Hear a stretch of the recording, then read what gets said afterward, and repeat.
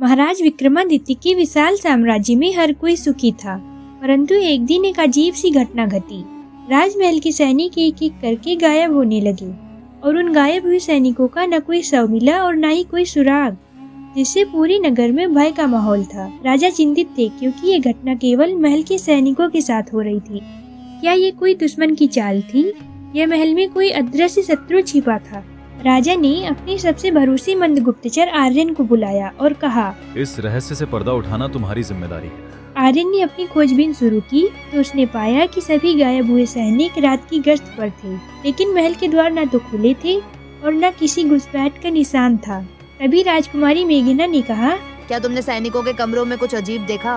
राजकुमारी की बातें सुनकर आर्यन ने तुरंत सबके कमरे खंगाले और पाया कि सभी गायब सैनिकों के कमरे में एक खास चीज थी, दीवारों पर अजीब नाखूनों के निशान। और रात के अंधेरे में आर्यन ने महल की दीवारों को ध्यान से देखा। तभी उसे एक जगह थोड़ा खिसका हुआ पत्थर दिखाई दिया और उसने उसे जब धक्का दिया तो एक गुप्त सुरंग का द्वार खुल गया। आर्यन ने अपनी मशाल उठाई और सुरंग में घुस गया।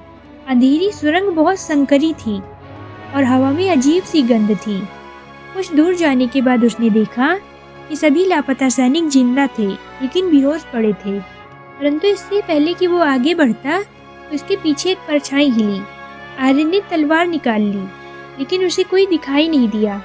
तभी अचानक उसके कानों में एक धीमी सी हंसी गूंजी। आर्यन ने देखा कि उसकी मशाल की रोशनी में कोई परछाई नहीं बन रही थी, लेकिन फिर भी आवाज पास से आ रही थी।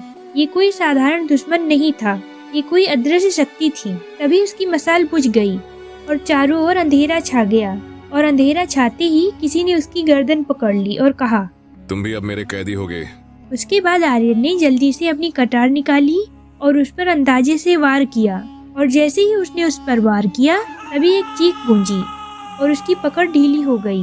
तभी आर्यन ने जल्दी से दोबारा मशाल जलाई और देखा कि एक आदमी जमीन पर गिरा था और ये कोई जादूगर लग रहा था जिसने अदृश्य होने की विद्या सीख रखी थी।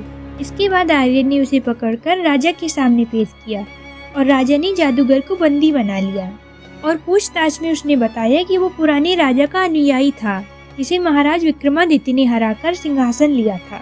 तभी से बदला लेने के लिए उसने खुद को अदृश्य बनाने का जादू सीखा और महल में छिप गया।